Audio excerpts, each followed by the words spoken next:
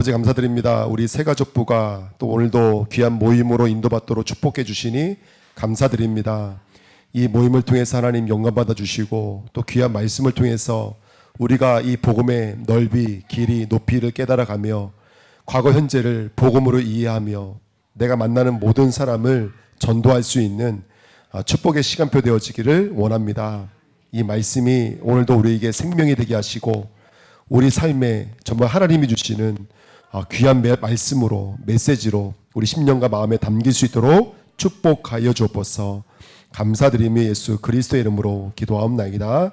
아멘. 이거는 저희 교회도 이걸 매일마다 쓰시는 분들이 있거든요. 매일마다 복음을 선포하는 거고, 아마 우리 신정권 집사님이나 우리 박원진 집사님은 제가 거기 가서 우리 중국 다민족 아마 예배 드리면서 이걸 가지고 몇 번을 예배를 드렸었습니다. 그래서 이제 우리는 후대들도 이걸로 가지고 이제 복음을 정리하는데, 맨 앞장에 보시면 이렇게 십자가가 되어져 있죠. 그래서 복음 전파하는 메시지 내용을 십자가 앞에 정리를 한 겁니다. 그래서 1강, 2강 때 첫 번째는 인간의 문제가 뭐냐, 2강은 예수 그리스도 누구시냐, 이거에 대해서 말씀 나눴거든요. 그래서 오늘 3강은 요걸 제가 정리를 해서 이제 오늘 이제 말씀을 한번 같이 나누도록 하겠습니다. 그래서 성도님들이 이걸 조금만 이해하고 성경 구절이 여기 한 40개 정도 되거든요. 그래서 이것만 숙지하고 계셔도 누구를 만나든지 우리가 복음을 전하고 누가 예수가 누구냐고 물어보시면 답을 드릴 수 있는, 또 누구를 어떤 문제를 만나든지 답을 드릴 수 있는 아주 너무나 중요한 성경에 있는 복음에 대한 자료입니다. 그래서 이걸 제가 오늘 정리를 해서 오늘 같이 쓰도록 하겠습니다. 그래서 요거는 이제 접어 놓으신 걸 몇 장 넘기시면 성경 구절 다 있습니다. 이것들이요. 그래서 첫 번째 페이지에 나옵니다. 이 페이지요. 그래서 지금 볼펜으로 저랑 같이 이걸 쓰시면서 오늘은 새가족 모임을 이걸로 대체하도록 하겠습니다. 예.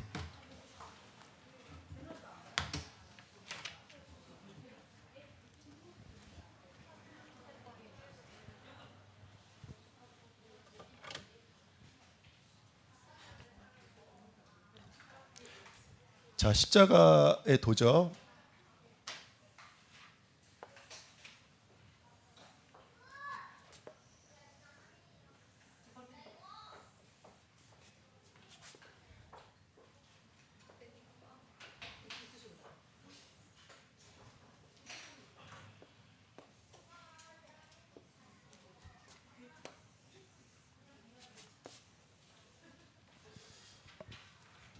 자, 십자가의 도가 있고요. 칸이 하나, 둘, 셋, 넷, 다섯, 여섯, 일곱, 여덟, 아홉, 총 9개 칸입니다.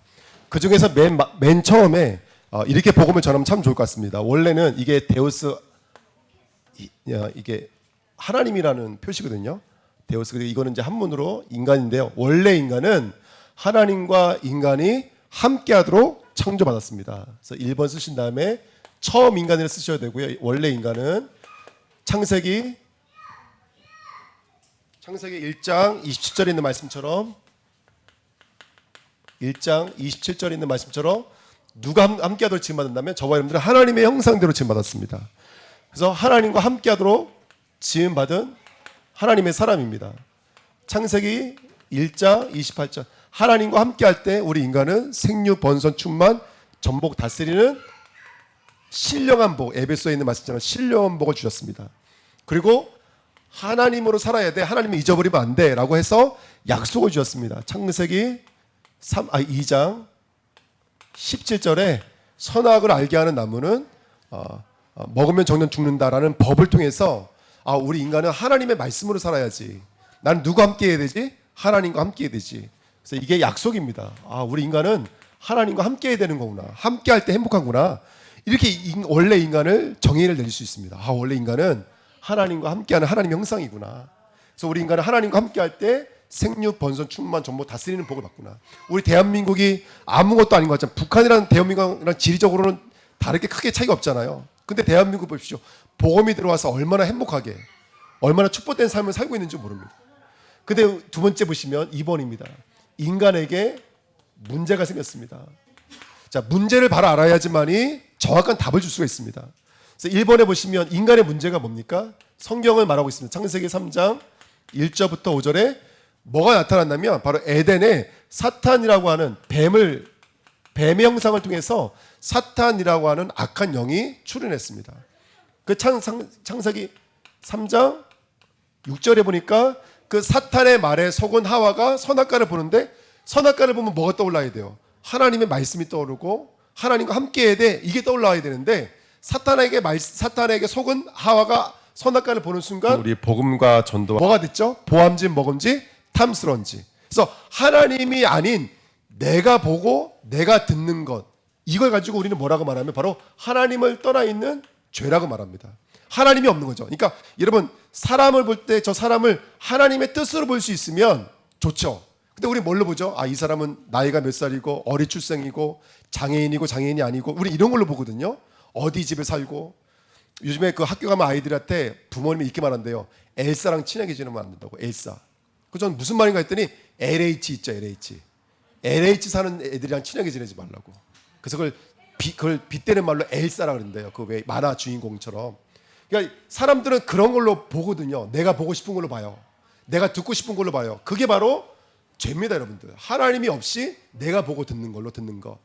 그래서 3장에 보면은 창세기 3장 7절부터 10절에 바로 사단에게 속아 죄를 지음으로 말미암아 이제는 누구를 떠나게 된 거냐면 바로 우리 인간이 하나님을 떠나게 된 것입니다.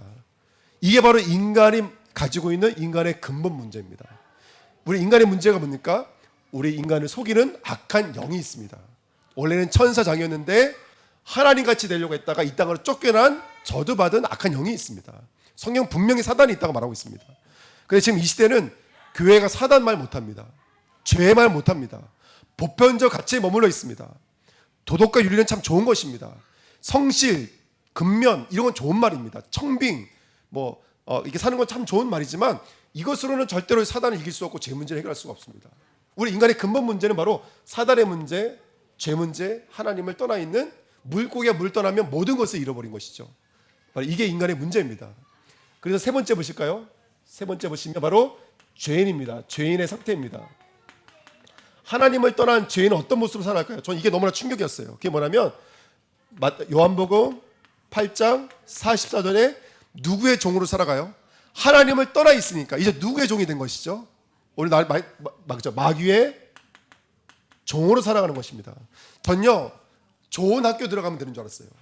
좋은 학교 가서 좋은 직장 가면 되는 줄 알았어요. 좋은 직장 가서 좋은 사람 만나서 결혼하면 되는 줄 알았어요. 모든 사람이 그렇게 생각해요. 심지어 아이들은 점프 뛰어버려요. 어떻게 하느냐? 한 잘못 조금 했어도 한 몇억 내가 가질 수만 있다면 그걸로 끝나지. 이런 생각이 있어요. 아이들한테 물어보면 그래요. 근데 여러분 보십시오. 착하게 사는데 열심히 사는 내 마음 내 뜻대로 안 돼요. 뭘 잊어버려서냐면 지금 이 땅은 누가 지금 붙잡고 있고 통치하고 있냐면 마귀라고 하는 악한 영이 통치하고 있다는 걸 모르고 있어요. 성경이 분명히 말하고 있죠. 공중 권세 잡은 자, 이 땅의 어둠 주관자, 통치자, 권세자라고 말하고 있습니다.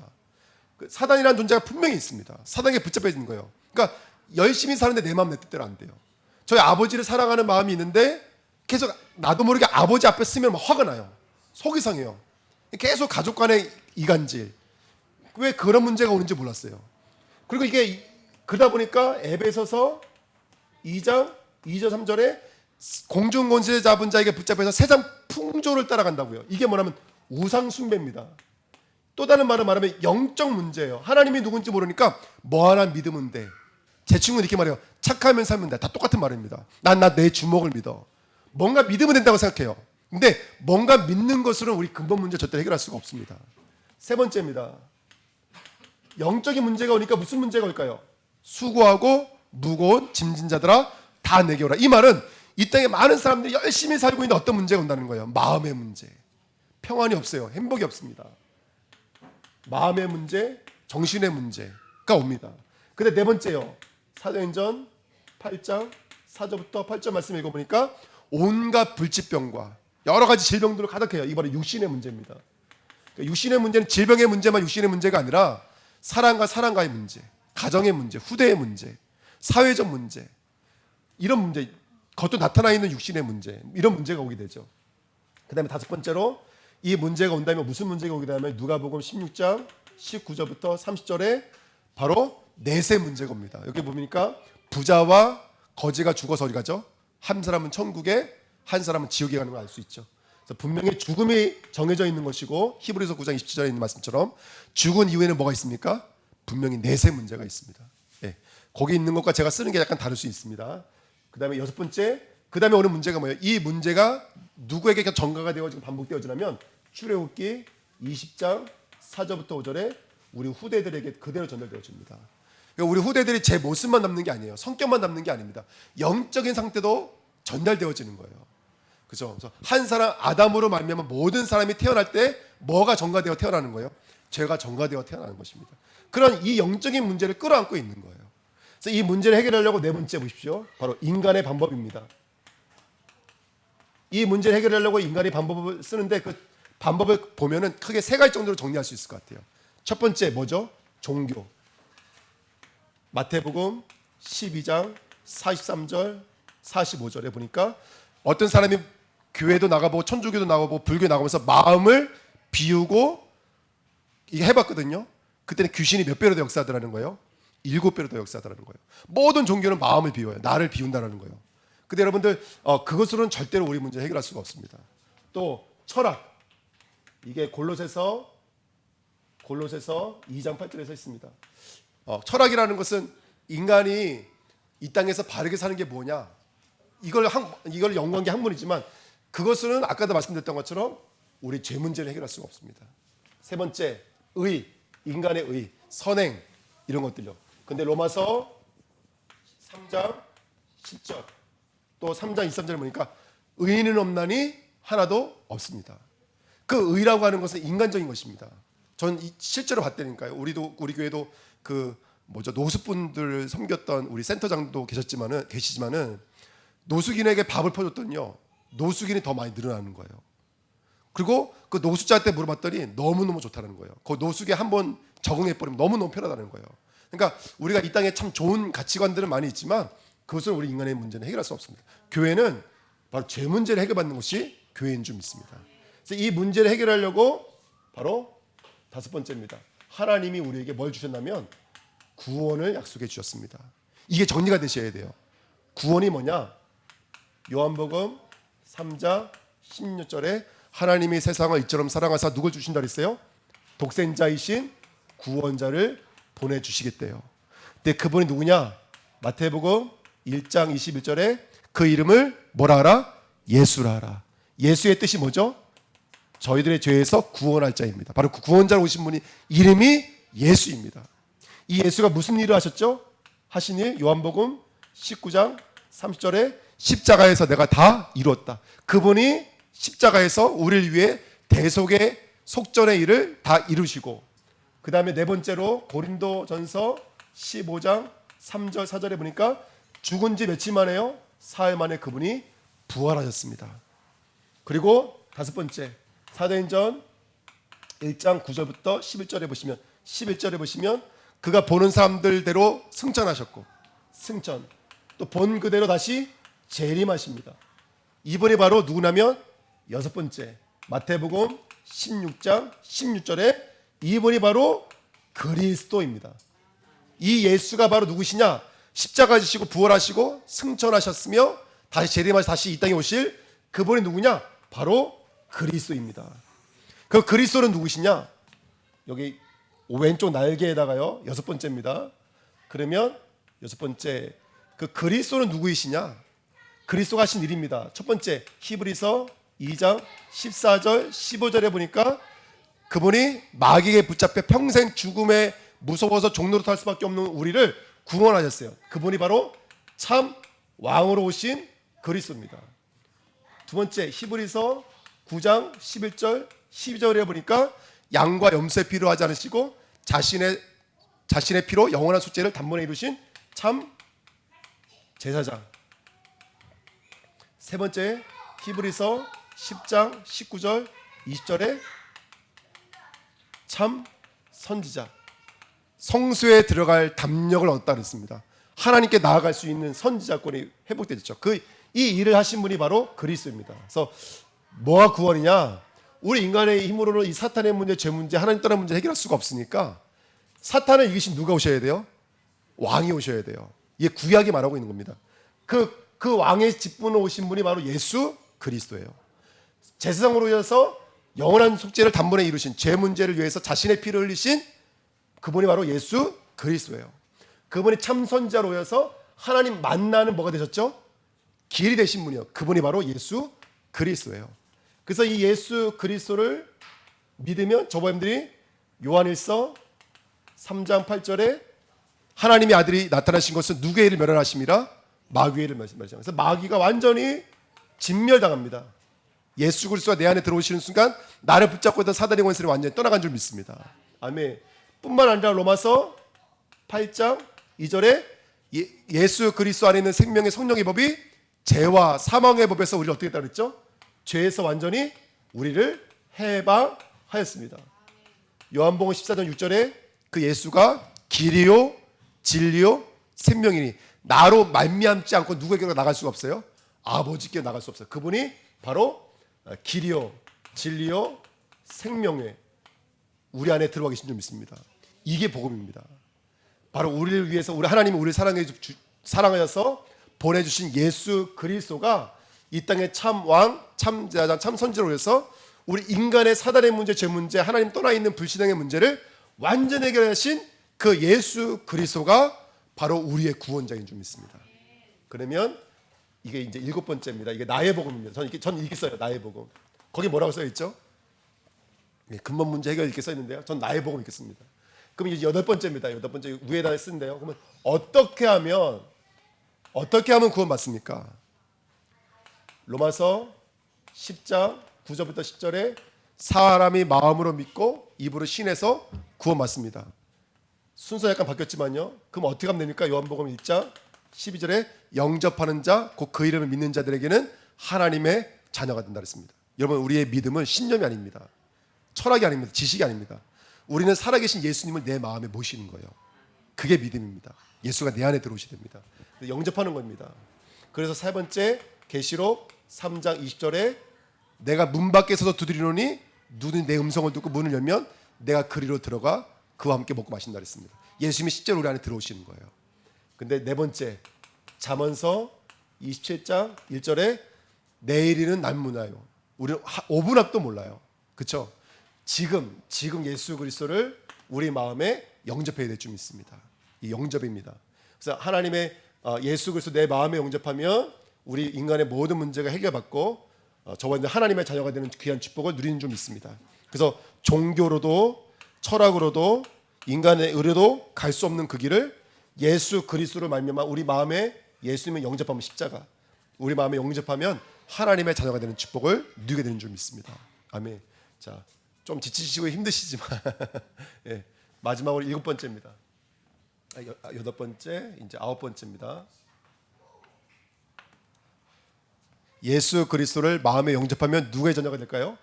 요한복음 1장 12절에 하나님의 자녀가 됩니다. 그리고 고린도전서 3장 16절에 누가 내주 인도 역사하시냐면 성령께서 내주 인도 역사하시는 성전입니다. 저와 여러분들. 그 다음에 세 번째 히브리서 1장 14절에 하나님은 하나님의 사람들에게 천군 천사가 파송시킵니다. 이 말은 하나님이 오르락내리락 일하고 있다는 뜻이거든요.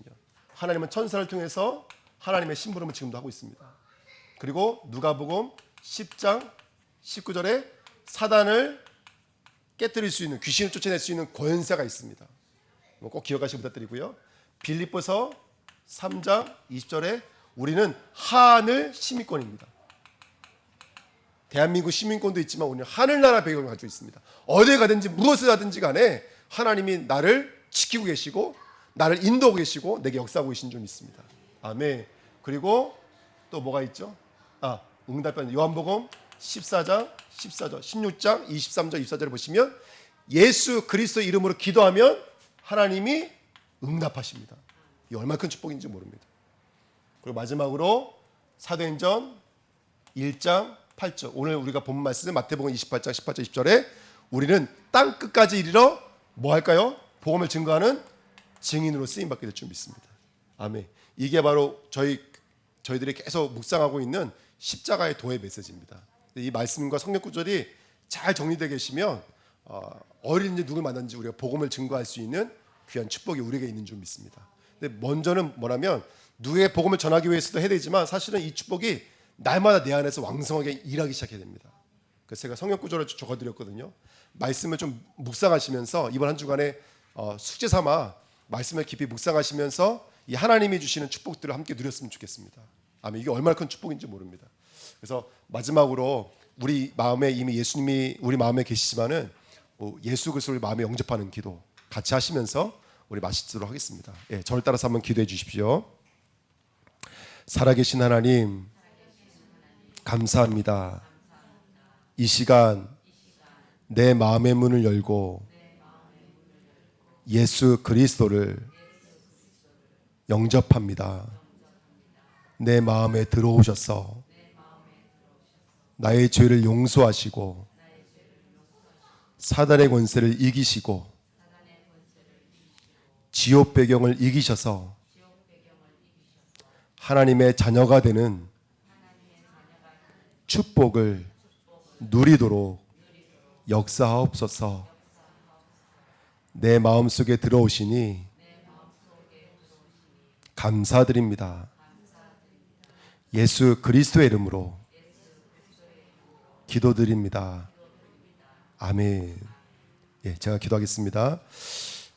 하나님, 복음을 정말로 이해하고 복음을 깨달을 수 있는 귀한 시간 주신 것을 감사드립니다. 성경 66권이 말하고 있는 이 구원의 여정을 우리가 십자가에 넣어서 함께 묵상하고 선포하며 포럼할 수 있는 응답 주신 것을 감사드립니다. 이 십자가의 피가 오늘 우리 10년간 마음속에 흘러 우리 영혼이 새로워지는 축복된 시간인 줄 믿습니다. 우리 귀한 성도님들 가시는 발걸음마다 흑암의 권세가 무너지며 천군 천사가 오르락내리락 하며 정말로 세계복음화 세계성을 감당할 수밖에 없는 하나님의 일꾼들로 쓰임받기를 원합니다. 오늘 이 복음이 우리의 10년간 마음속에 깊이 뿌리내려져서 누구를 만나든지 그 영혼에게 왜 이런 문제가 왔는지 정확한 답을 주면서 같이 하나님의 나라의 축복을 누릴 우리 귀한 성도님들에게 아버지 이 시간 축복하시고 역사하여 주옵소서. 정말로 많은 영혼들이 하나님 살아계시는구나, 흑암의 권세가 무너지고 있구나, 이걸 볼 수 있는 증거 있는 증인들로 우리 귀한 새가족보를 축복하여 주옵소서. 이제 이 과정을 마칠 때에는 하나님이 주신 최고의 응답과 은혜를 함께 누리며 증인으로 세워져서 마음껏 세계복음할 수밖에 없는 귀한 일꾼으로 쓰임받도록 축복하여 주옵소서. 감사드리며 예수 그리스도의 이름으로 기도하옵나이다. 아멘. 감사합니다. 우리 새신자가 아닌 분들을 앞에서 새가족처럼